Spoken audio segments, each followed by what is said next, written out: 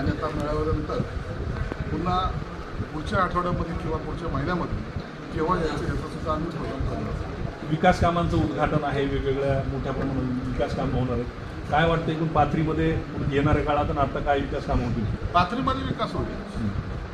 या ठिकाणी आमदार कोणत्या पक्षाचा किंवा कोणत्या पार्टीचा यापेक्षा या पाथरीचा विकास होणं माझं त्याच्याकडे लक्ष असेल. आता तुम्ही पाहिलं असेल मार्केट कमिटीने एक रस्त्याला भूमिपूजन कार्यक्रम घेतला. अनेक आणखी कार्यक्रम आहेत जे आम्हाला आता करायचे नाही.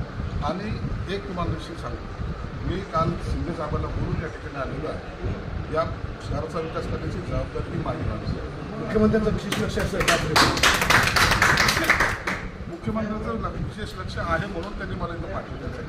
आणि येणाऱ्या काळामध्ये तुम्हाला दिसेल की महिन्यातून एक विकास कामाचं उद्घाटन या ठिकाणी केलेलं आहे. उद्धव ठाकरे गटाचे खासदार आमदार काही संपर्कात आहेत अशी चर्चा चालू आहे. काय पहिल्यापासून संपर्कात आहे. आता ते यायचं आहे, आता आम्ही कधी घ्यायचं हे आम्ही ठरवायचं. परभणी जिल्ह्यात कुणी आहे का?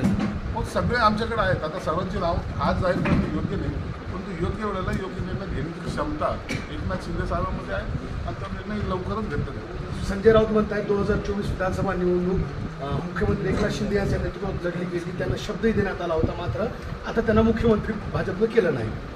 त्यांनी काय बोलावं हा त्याचा प्रश्न आहे, परंतु एवढं निश्चित आहे एकनाथ शिंदे साहेबांच्या नेतृत्वामध्येच ही युतीची निवडणूक लढवली गेली होती. हे सर्व महाराष्ट्राला माहिती आणि त्याचा परिणाम असा झाला की भूतो न भविष्यात 237 जागा येईल हे मला वाटतं इतिहासात पहिल्यांदा झालं.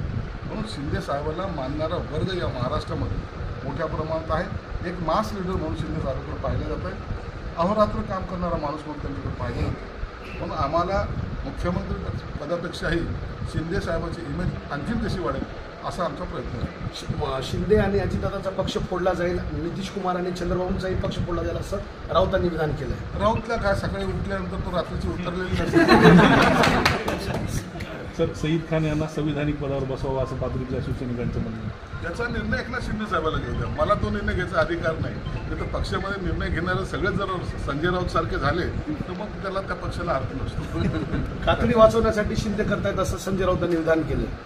संजय राऊत बोलतो त्याला महत्व देत नाही. मनोज जरांगे पाटील यांचं 3 दिवस झालं आंदोलन सुरू आहे.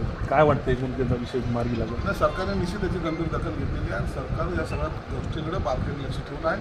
मला वाटतं सरकारमध्ये मुख्यमंत्री असतील किंवा इतर सहकारी त्यांच्याशी बोलतही असावेत. परंतु आम्ही आता उद्या आमची कॅबिनेट आहे, निश्चित त्याच्यावर सुद्धा थोडी चर्चाही होईल. सर, इथले स्थानिक जे आमदार आहेत राज विटेकर त्यांनी नाराजी व्यक्त केली की सईदवाला तुम्ही पक्षात घेतला, त्यांना महायुतीच्या पक्षाला विचारात न घेता म्हणजे कुठे कुणाला पक्षात घ्यायचं कुणाला नाही घ्यायचं याचा निर्णय एकनाथ शिंदे साहेब घेतात. म्हणून सईद आलं काय आणि इतरांना घेतलं काय याबद्दल दुसऱ्याला वाईट वाटण्याचं काहीच कारण नाही. म्हणजे तुमचं असं झालं म्हणे की सगळं विचार करून घेतात तिथल्या उमेदवारांना? इतर पक्षाचा विचार करून आम्ही घेत नसतो. आमच्या पक्षाचे नेते विचार करून आम्हाला विचारून घेत असतात.